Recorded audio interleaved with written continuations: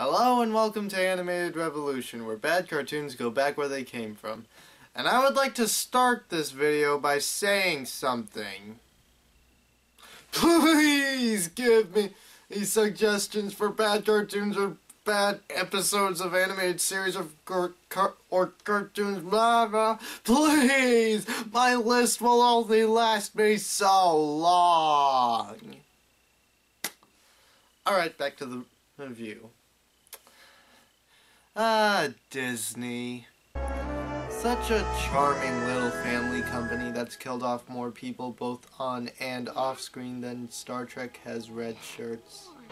Such a magical place that's also created some of the most disturbing nightmare fuel for children. Yeah! What else? Oh yeah, Walter Disney is frozen in their basement. What? They own Star Wars now. They have access to carbonite freezing. So in honor of this magical company that will eventually own all visual media on a screen, I've decided that I should review an animated Disney movie. And what better way to start off than with the first animated Disney feature film. Which is, by the way, not the first animated film in the world. It wasn't even really the first animated film in America. The first animated film in America was a collection of 5 Oscar-winning Silly Symphony shorts made by Disney. And it also acted as a promo for Snow White, but it's not really a feature film considering that it's only 41 minutes long.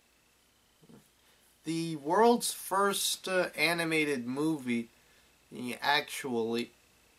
was a cut-out animated movie made in Argentina called El Apasol. Don't try looking for it. I've already tried it. It's apparently a lost film.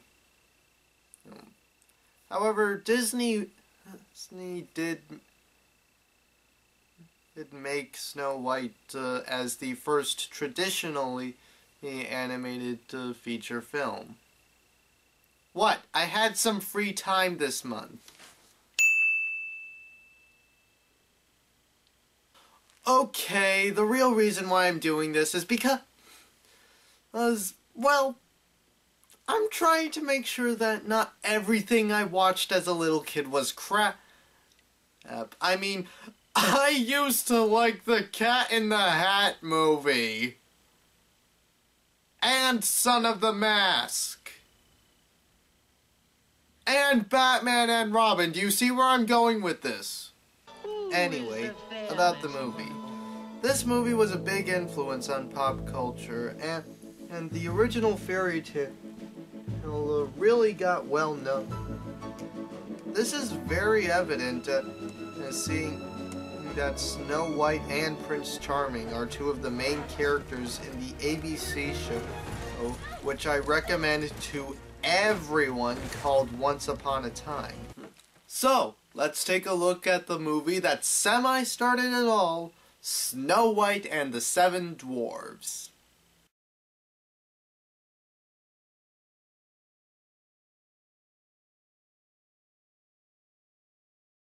So we start with the book opening, which I won't complain about, since this is the first movie to do that.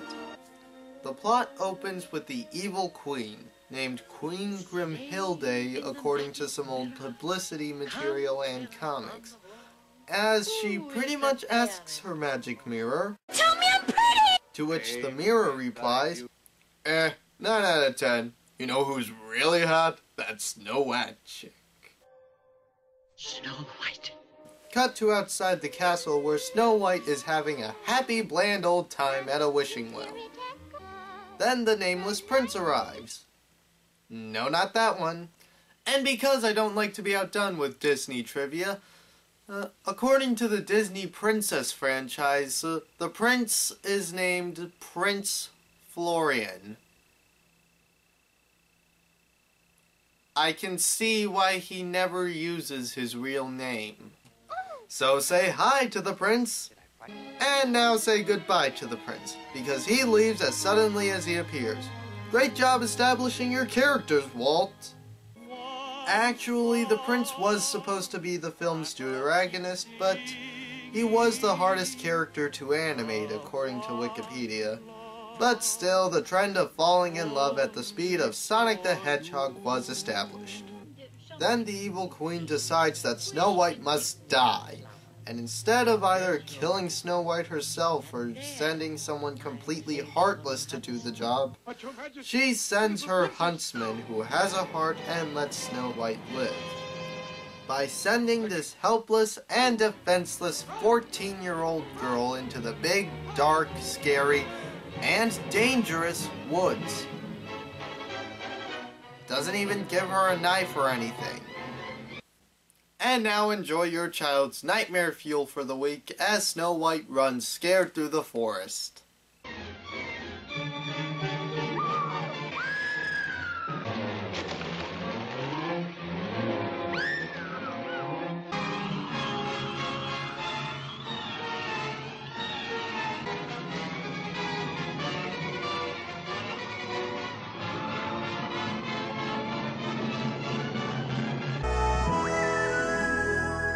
But then little woodland creatures approach and show her a cottage where she can sleep, which is clearly owned by someone already because it exists and there's no wear and tear to the outside. And then she decides that when nobody's home, she has enough authority to do whatever she pleases with their home, instead of just waiting outside for them to return. Hey kids, here's a great lesson for you. When nobody's home, just break into their house in the middle of the woods. This'll prove to be not only illegal, but also especially stupid when we see that each of the cottage's owners has a pickaxe that can cut diamonds. Maybe they have no mother. Then they're orphans. So now we know where Walt got his idea for Bambi. That word with these two deers. I am a horrible person. And if breaking and entering wasn't enough, now she decides that it's okay to mess with other people's stuff when they aren't home. Now you wash the dishes. You tidy up the room. You clean the fireplace. And I'll use the broom. I am the mistress of all nature. Bow to my every whim. Then Snow White decides to sleep in their beds. Yeah, we love visitors. That's why we moved to a secluded house in the middle of the wilderness. Then the dwarves return home and partake in their humorous fear as the woodland creatures try to chase them out of their own home. Disney, where only good-looking people can own nice houses. Unless the humans allow other people to stay with them. But still, an attractive person has to be there. And yeah, the dwarves stumbling around and being humorous is pretty much half the movie. Otherwise, this might have been only an hour or 45 minutes. But really, why did the characters who didn't get top billing for this movie get more individual personality than the one who did? It's got to go down and chase it up. Up, down. Pledge allegiance to the flag of the... And then Snow White awakens from her sleep and introduces herself to... Bashful. You're sleepy. Harder. You're sneezy. Happy, ma'am. That's me. And this is Dopey. He don't talk none. Oh, you must be grumpy. Oh, shut up. and tells them why she invaded their home. Send me away. If you do, she'll kill me. Kill you? Who will? Yes, who? My stepmother, the queen. The queen. They take pity on her and outvote Grumpy to let her stay, especially since she can make num-nums for them. Child labor! But before the dwarves can eat, they have to wash up. March straight outside and wash, or you'll not get a bite to eat. Yes, obey my commands, you 7 little men who are probably 3 or 4 times my age. Obey! This leads to, you guessed it, the dwarves acting silly and humorous. Cut back to the plot, the evil queen once again asks the mirror, Tell me I'm pretty! Snow White lies dead in the forest. The huntsman has brought me proof. I don't know. She makes one good-looking corpse. Then the evil queen conjures herself a disguise in the most child-friendly way possible. Look! My hands!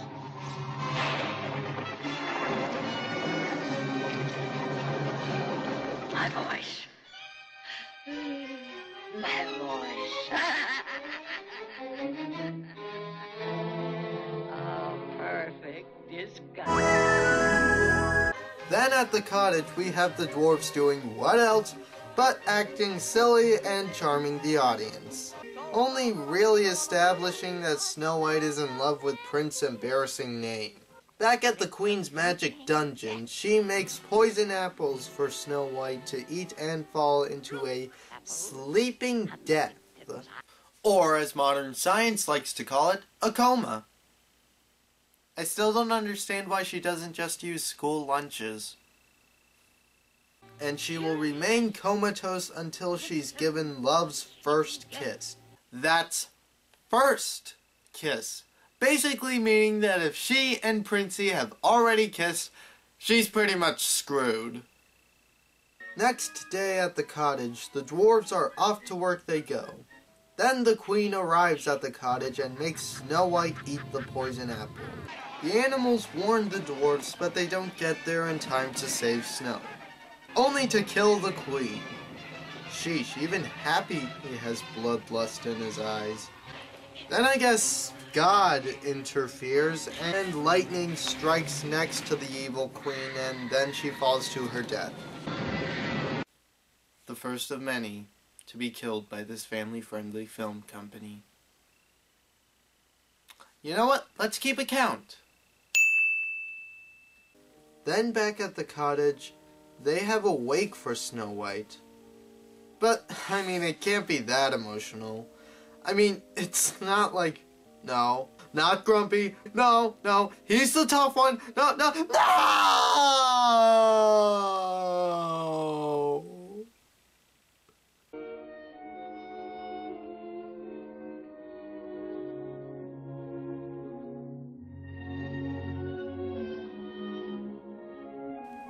Some might call this sweet. I find it kind of creepy since she'll be decomposed soon and they will have a rotting corpse in a glass case outside their cottage. I'm a long-term thinker, what do you want? And so the text tells us that the prince finds her via word of mouth. Then he kisses her believed dead 14-year-old body on the lips. Then she wakes up and everyone's happy. Snow and the prince leave to their new castle, and the prince later tries to find a plot where he has more than 2 scenes. He never does. Not even in Kingdom Hearts. And that was Snow White.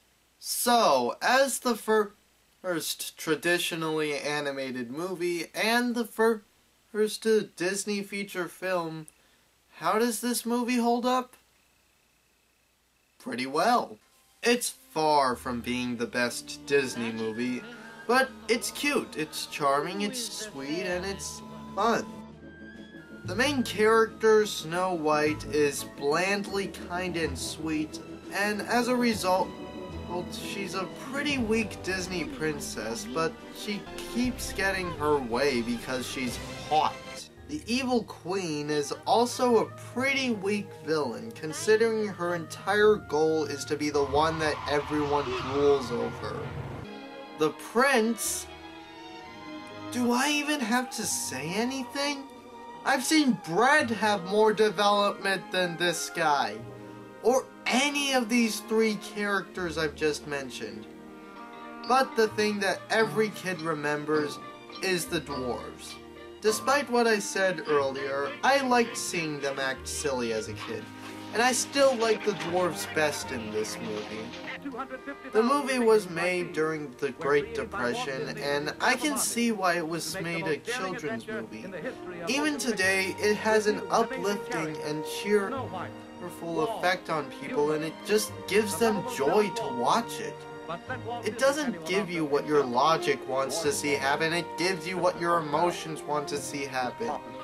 You want to see Snow White live happily ever after with the one she loves. Want the dwarves to take her in. You want the huntsman to let her live. You want the queen to be seen for what she really is. Say whatever you will about Disney. Say that it's just another money-grubbing company. Say that it's trying to take over the world. Say that it's just a big corporation of evil men. But the thing is, you can't stay mad at Disney. You love it too much. Don't try and pretend you don't. It's Disney. If I asked you if you wanted to watch Beauty and the Beast, or Mulan, or The Princess and the Frog, you would say yes. Yes. You know why? Because it's Disney! And America loves it so much. Wait, what am I reviewing next? Oh yeah, that's right. I keep reminders for what I'm reviewing next on the back of my scripts. Alright, let's see what's next.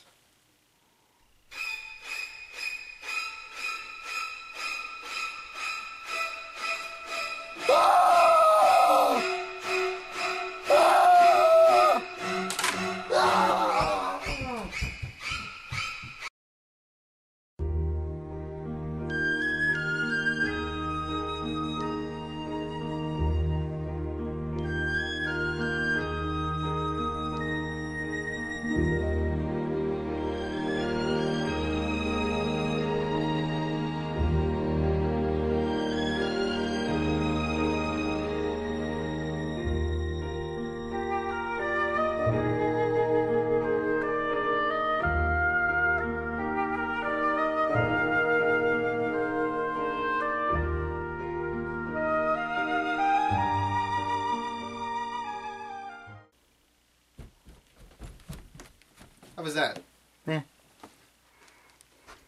I hammed it, didn't I? Maybe. Good.